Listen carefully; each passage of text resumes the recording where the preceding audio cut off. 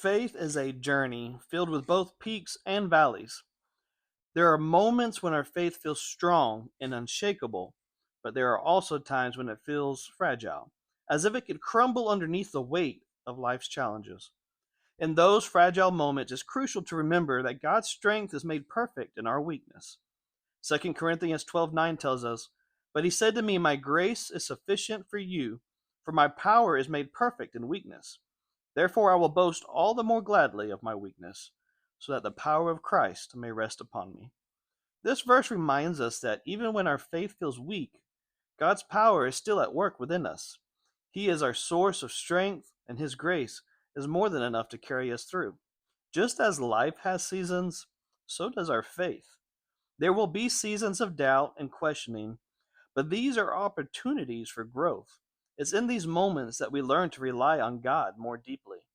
Psalms 34:18 reassures us, "The Lord is close to the brokenhearted and saves those who are crushed in spirit." When your faith feels fragile, God draws near. He is present in your pain, offering comfort and healing. Faith isn't about never doubting. It's about continuing to trust God even when doubts arise.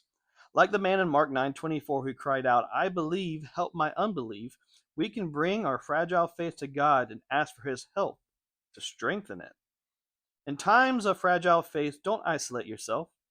Seek out community, mentors, or friends who can support and encourage you. Sometimes the faith of others can help bolster our own. Remember God's faithfulness. Reflect on past experiences where God has been faithful, and let those memories serve as anchors during times where your faith feels weak. God has not brought you this far to abandon you now. When your faith feels fragile, don't be discouraged. His grace is sufficient, and his power is perfected in your weakness. Trust that even in your most vulnerable moments, God's strength will sustain you. God bless.